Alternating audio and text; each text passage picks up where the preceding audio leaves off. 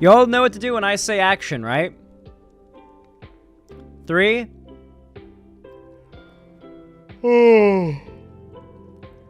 Yeah, pemmican is cool. 3, 2, 1, action. Alright, everybody.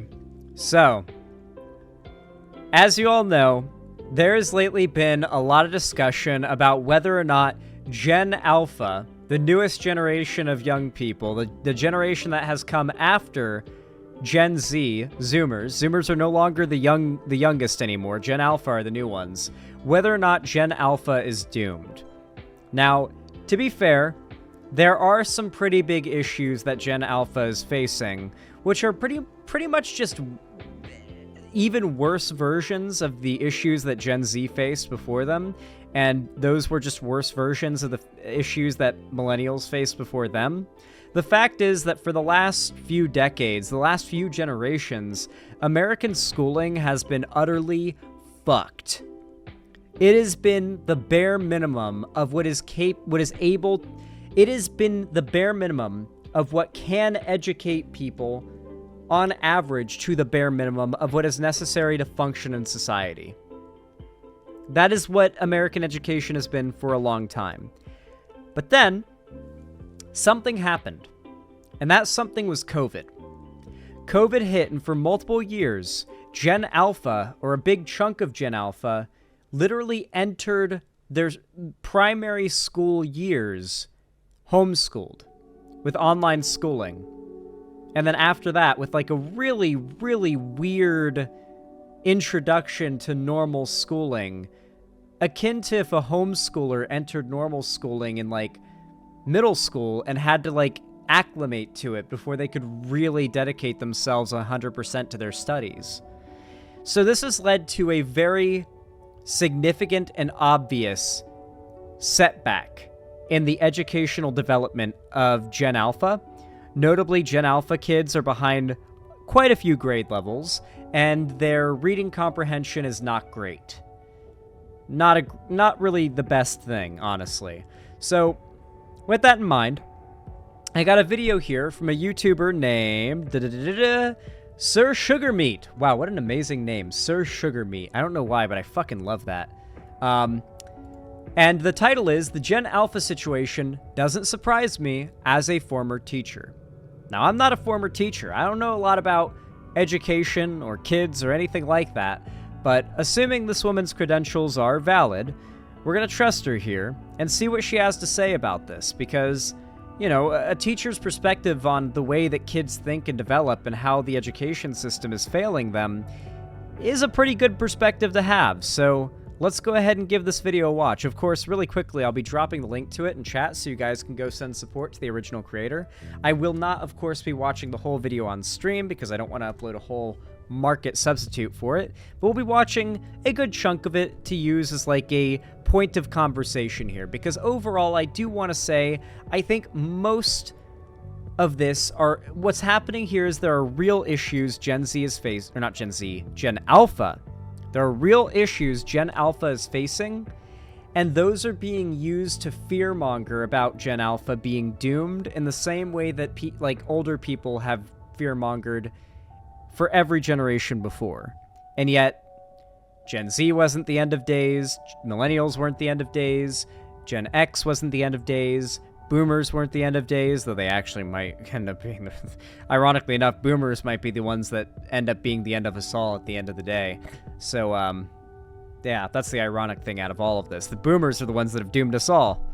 So something really funny has happened recently. Oh, the wow. awfulness that is Generation Alpha is a trending topic right now. Or who knows by the time I get done filming and editing this video. But there are countless of videos on TikTok and YouTube just recounting the horrors that are Gen Alpha. There are a lot of comments being made, such as Gen Alpha doesn't know how to read, they don't know how to write, they're falling behind, they're way below grade level, they don't know how to behave in classrooms, they don't know how to follow instructions, etc, etc, etc. And on top of that, the internet is also blaming millennial parents for not parenting their Gen Alpha kids. There are a lot of...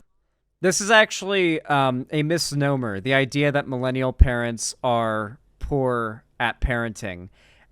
As it turns out, notably, I read a study on this literally this morning. Millennial dads are the most involved with their kids, fathers, of any generation before them, than any generation before them. A big part of this has to do with the fact that millennial dads are still quite young.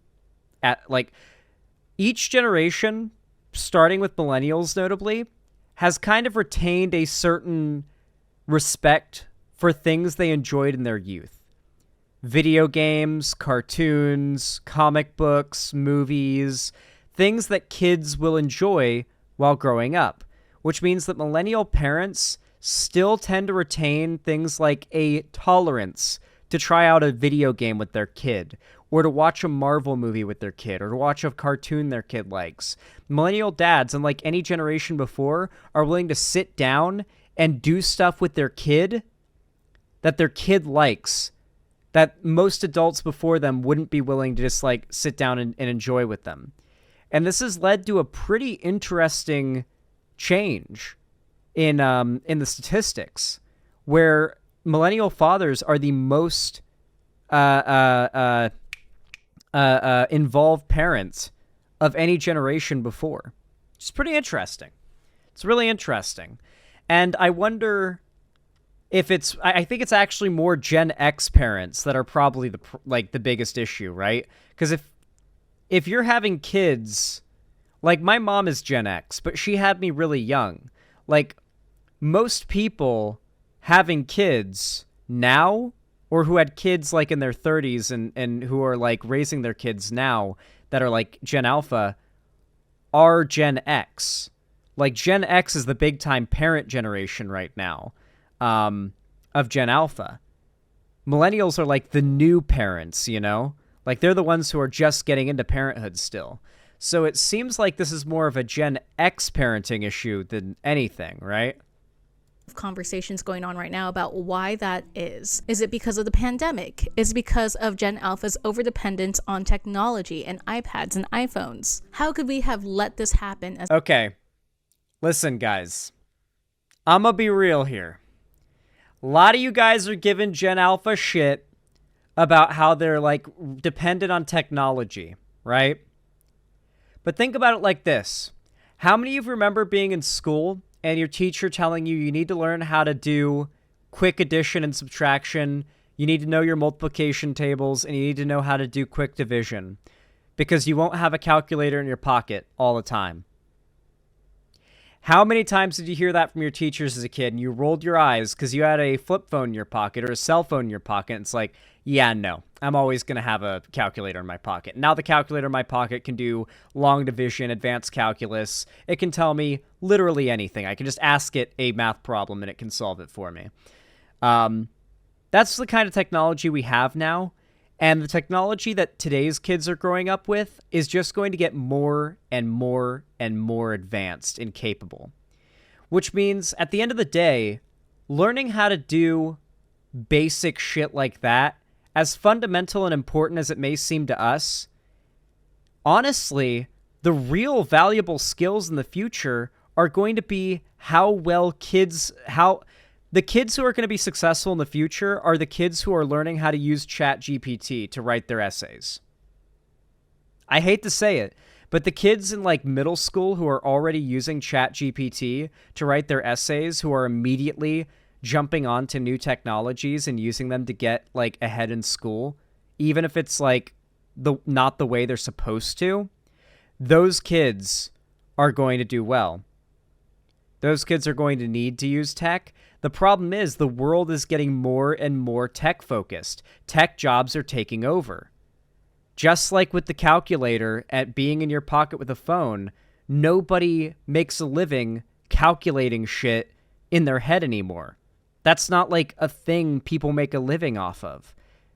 You don't need to be able to do that for a job. That's not a thing you need to be able to do for like 99.9% of jobs. Back in the day, you need to be able to use some basic math. Now you don't, because there is a calculator in your pocket all the time.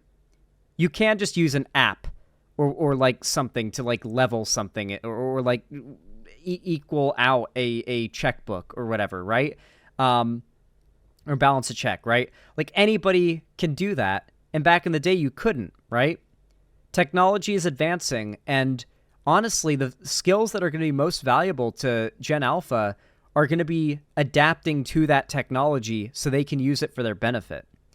I get that the lack of literacy and other things are definitely a problem, but in the same way that young people immediately embracing using phones and their calculators and stuff like that early on was a benefit to us, now that we're older and we're adults and we benefit from that, Gen Alpha is going to have their version of that. It's going to be like ChatGPT and other more advanced things we haven't even thought of yet. Like at a certain point, knowing how to do math is going to be fucking pointless as a society. Well, guys, as a former teacher, I actually kind of saw this coming, to be honest. And I'd like to tell you today my take on how we got here. Now, before I get into how exactly we got here, I think you should know a little bit of background about me. I was in the field of education for 6 years. I've worked in an after-school program, I've worked in a private school, and I have also worked in a charter school. And they all varied in demographics and backgrounds, so I think I can confidently say that I have taught a wide range of students. And like I said before, there are a lot of complaints right now about how Gen Alpha does not know how to behave in classrooms and how they're really behind, but I kind of saw all that even before the pandemic when I was teaching. I experienced the same thing with Gen Z students, or the tail end of Gen Z. Well, the ones that I taught anyway. I think we were already on a steady decline in terms of grades and behavior and being able to focus in class. And I think that Well, you know what ended up happening while I was in school? And that, massively impacted my grades? We stopped having recess. Unironically. We stopped having that, 30 minutes a day before or after lunch where we'd go out and we get to have recess. In middle school, that stops being a thing. There's no recess. You have period 1, period 2, period 3, lunch, period 4, period 5, period 6, you go home. That's how it starts like that in middle school. You don't have recess. You don't have a break where you go out and you just run around and walk around, just take a walk even. You're just your walk is walking to your next class. That's what you get. And that's a 2-minute timer. You get the bell ring, 2 minutes. You better be in your next class by the next bell ring, or it's going to be a problem. Starting in middle school, you stop having recess. You go into middle school at 11 years old. 6th grade, generally you start that at 11.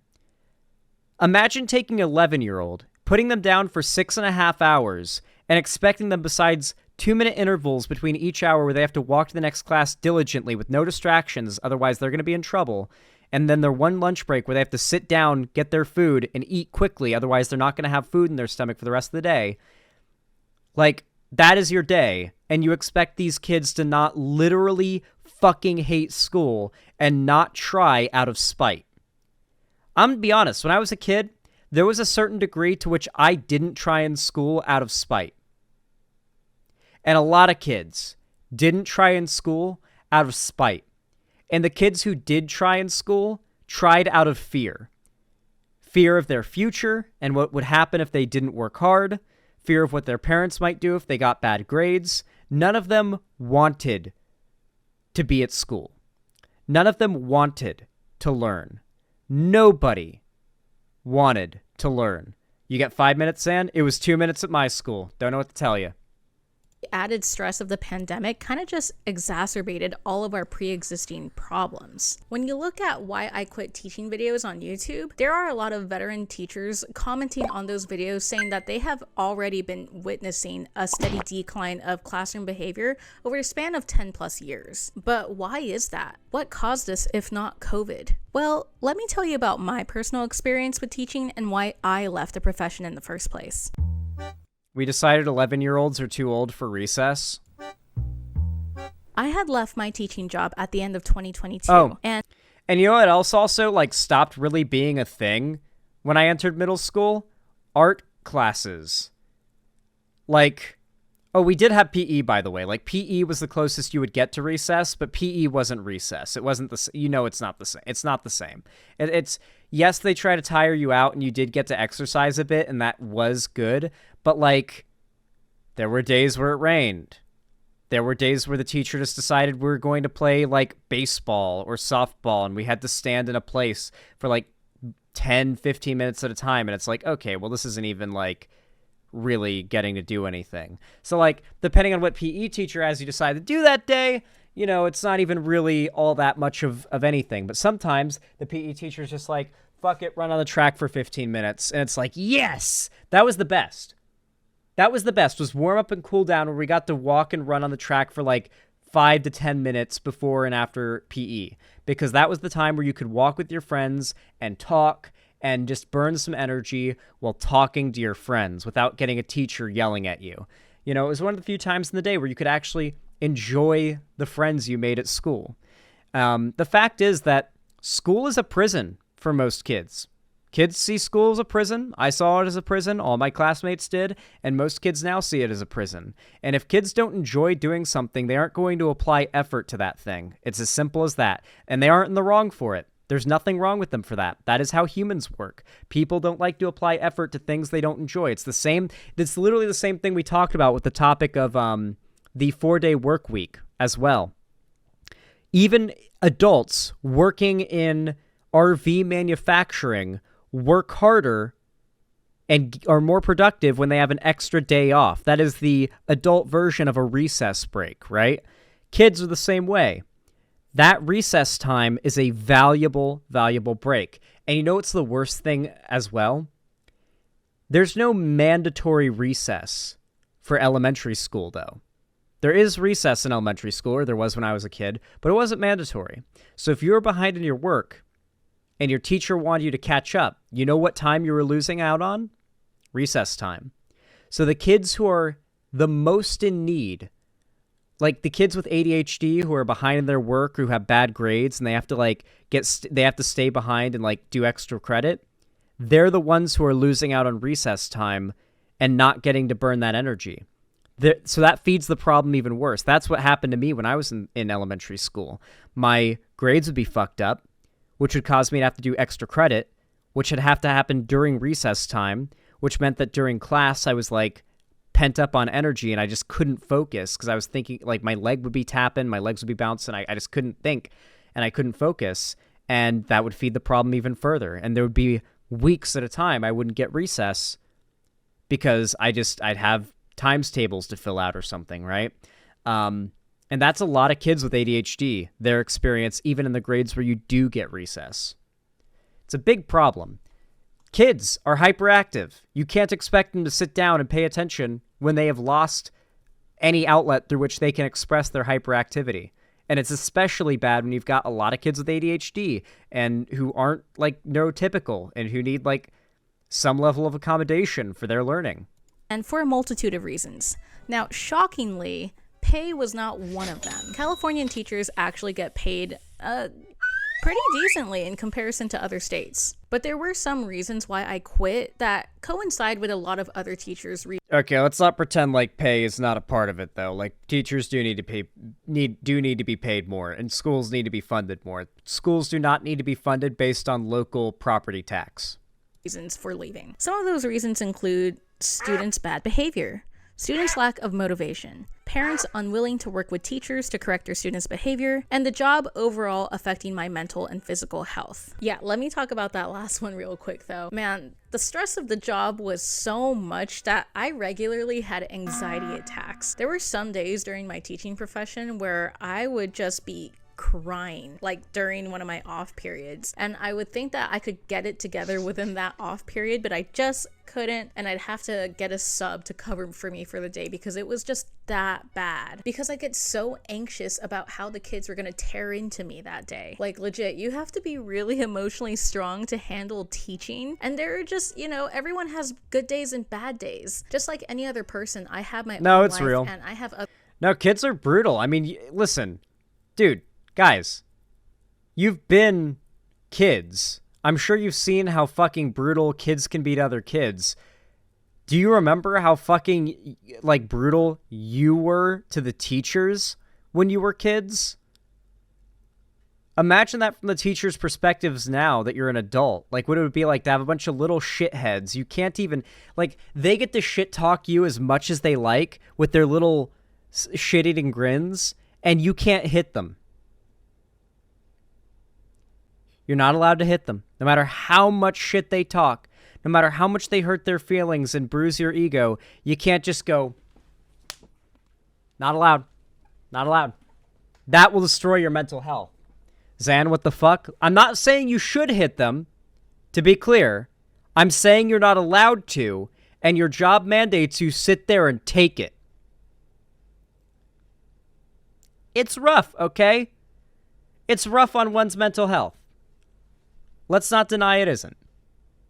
Other things going on. There were some days where I would already be in a terrible headspace, and children verbally attacking you does not help. My partner, who'd watch me come home every day from work, told me that I looked like I was going to unalive myself at any moment. He saw it on my face every time I came home. It was horrible. And not to mention too, I was so stressed that I was stress eating, I was stress drinking. I think when I was teaching, I gained about 20 to 30. Oh, I really like this comment from Astro Arguello. We had a bus driver named Jerry. We did the Jerry Springer chant every time. One day, he dropped us all off on the side of the road. I feel bad as an adult. Dog, my bus would fucking torture our bus driver. I was the one person on the bus that was nice to the bus driver. And the main reason for this was that my place that I lived in was grandfathered into the school zone for the school that I went to because it was very far away, and it was grandfathered in and zoned for that school before a more near and shittier school was built. But I managed to get into the nicer, further away school, and you know, they still ran the bus out for me. And so I was the one kid that got picked up at the one stop really far away from the school. And so, you know, I would oftentimes have like a 10-minute drive where it was literally me alone on the bus with the bus driver in the morning and at the end of the day, every day that I had school. Just me and the bus driver for 10 minutes before the next kid, the one kid that got picked up 10 minutes later would get picked up. And so I quickly became friends with the bus driver, and my mom would like bring our dog to the bus stop. So like my bus driver would see the dog and be like, "Oh, she's so cute." And I'd be like, "Yeah, she is. She's awesome."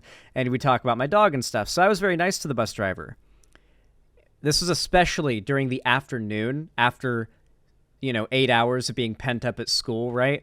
The kids were awful to the bus driver on the way back, especially from school.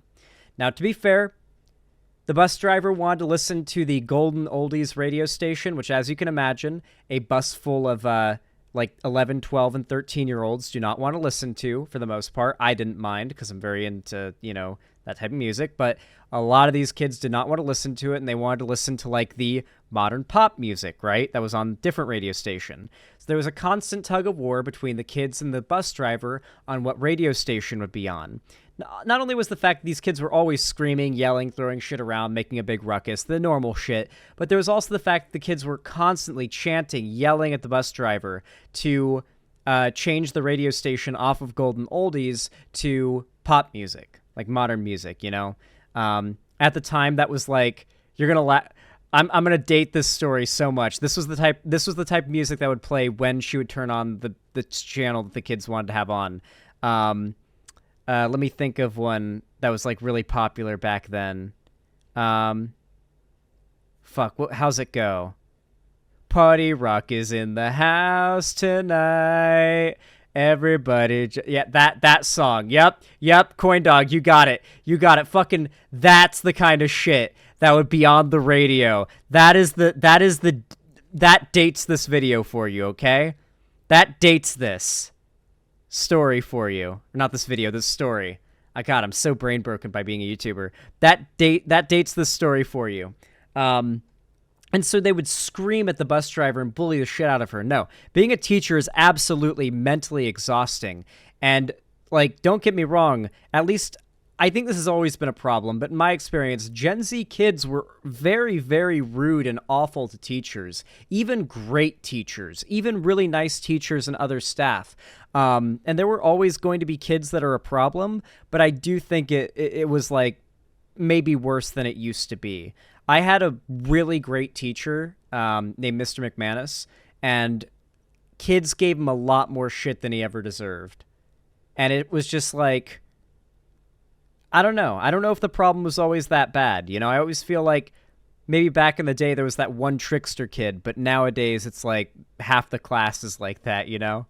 I don't want to play into the Gen Alpha fear-mongering, though. You know, I think a lot of this stuff has always been an issue. It just looks different now. Pounds. And, you know, after being a year away from the profession, I've lost some of that weight, but not all of it. But yeah, overall, the job was just not physically nor emotionally healthy for me. And see, that was just one half of it. The other half of it came from the colleagues I worked with. Listen, I believe that most everyone who enters the field of teaching has great intentions and comes into it wanting to help children. I will admit, this video is going a little slow. I appreciate it, but it's going a little slow, so I'm going to speed it up a little bit. That's great. However, I had to deal with quite a number of colleagues who, in my opinion, contributed to that student misbehavior. And I have several examples. I had this one colleague who, in their class, all they would do was play movies, like day in, day out. They would just play movies for the kids. And they swore that it was like, you know, a movie that pertained to whatever lesson they were teaching, because I think they were teaching some sort of like life skills class, something like that. But yeah, they would play movies day in, day out. Okay.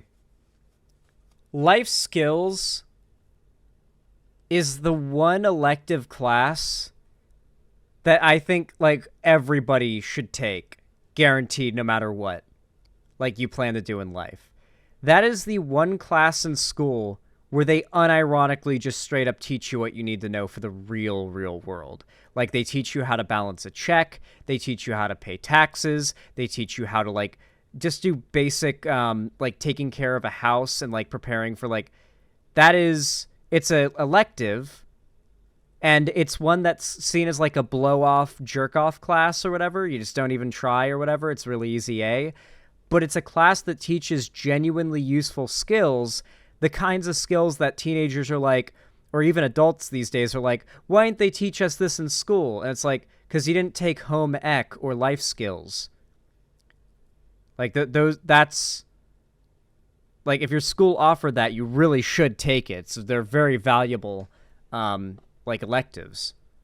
Kids love that teacher. I wish I took those classes. They knew that they wouldn't really have to do anything that day for when they had that teacher's class. And admin knew about what the teacher was doing as well, but they didn't really do anything. They were just like, oh yeah, we hear that the kids love you. Great job. Great job.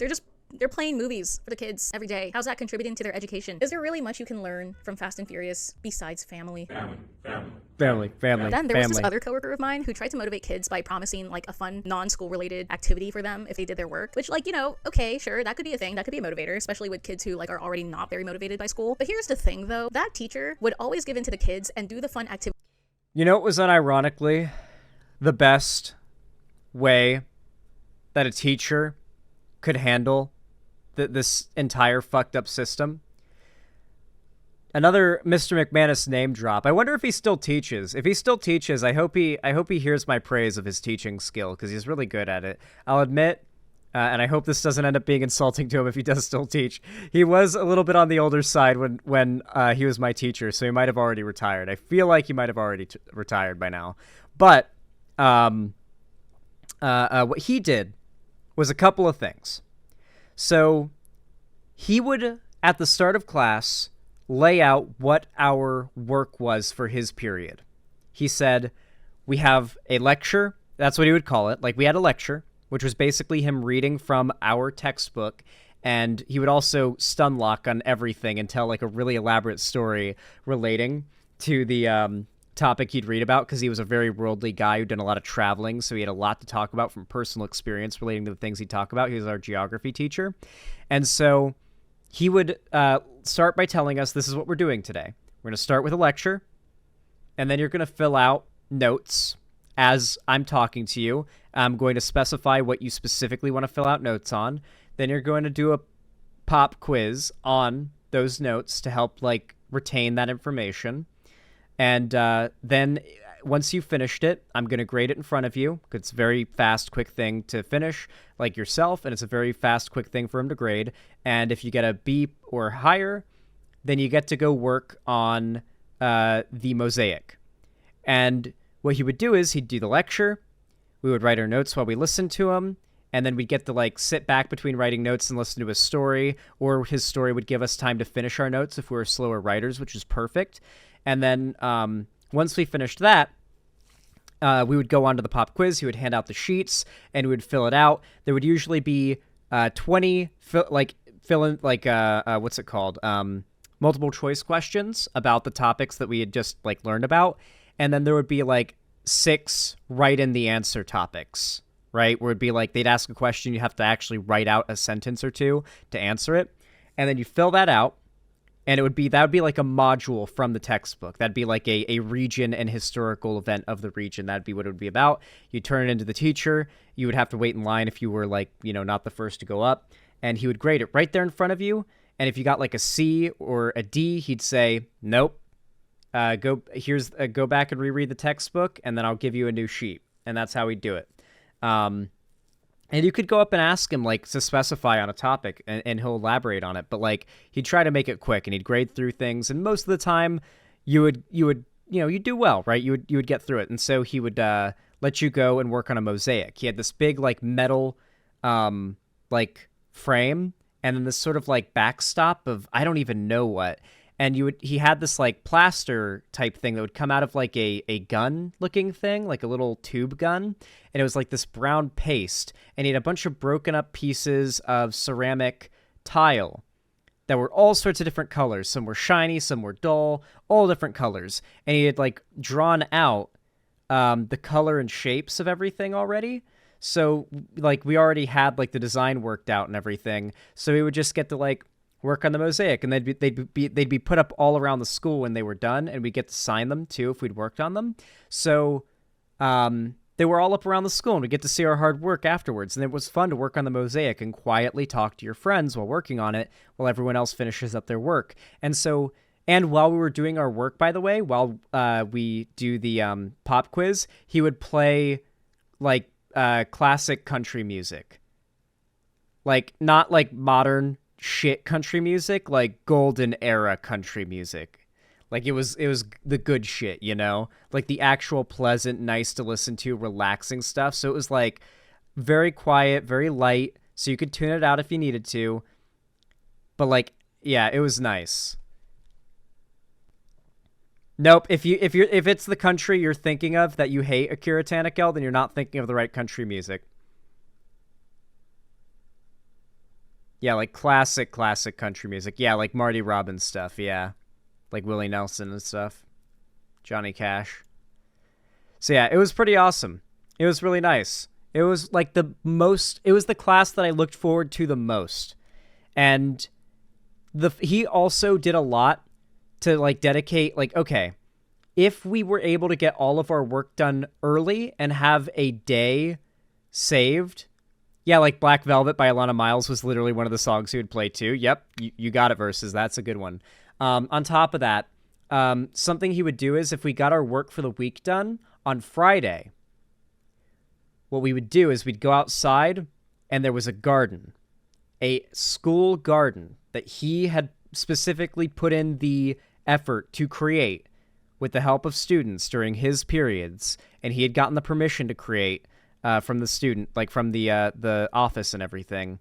And so if we got our work done early on a week basis, Friday would be garden day. Straight up, we enter class, we put our stuff down, we go outside after grabbing a water bottle, and we go out and we work on the vegetable garden. Talk to our friends, chill out, relax, eat even some of the stuff that we've cultivated within reason. You can't do too much, eat too much, or pick too much, but like, yeah, we would get to work on like a literal vegetable garden on Fridays, and that was the closest to recess we ever had, and that was just because Mr. McManus was so awesome specifically. That was because that one teacher specifically went so far out of his way to use what small amount of time he had in the day to teach a certain group of students and to do it the best way possible. And he did that 6 times a day because it was 6 periods a day. And he taught, everybody had a different, he had to teach a period each time, right? We had to get out of there so his next class could come in, and he taught the same class each time. So he did that, not just for me, but for 5 other classes of students every day. And he did it phenomenally. And I can't speak in a way that does justice to his teaching style, how great it was. Trust me, it was great. And I think, frankly, teacher pay is a big part of it. If teachers were paid more, they would give more of a shit. And if they gave more of a shit, they would be willing to go further. I do think to an extent it's the fault of the teachers, but I think the fault more so carries on to the government. The fact that teachers are underpaid. If teachers were paid more, they'd have the kind of passion for their job that Mr. McManus had, where they'd be willing to work even within the system as it already is to try and make learning as enriching and interesting and fun for kids as possible. Because this guy, and when I talk about Mr. McManus, by the way, you might think of a person very different from who he was. This was a gruff-voiced New Yorker who had like a thick New York accent, and he was in his 60s. Short hair, and he wore a gold chain. Like a very low-key gold chain, but it was a gold chain. And he would tell stories about how he used to deliver Coke, like Coca-Cola, not Coke, the drug. He would deliver Coca-Cola. He was a Coca-Cola truck driver in New York City 100 years ago or whatever. And those trucks carried shitloads of cash back then, which meant they got robbed. He heavily alluded that he killed a guy who tried to rob him once. He was a cool fucking teacher. We really liked him. We really, really liked him. Yeah, he was a great teacher. I wish more teachers were like him.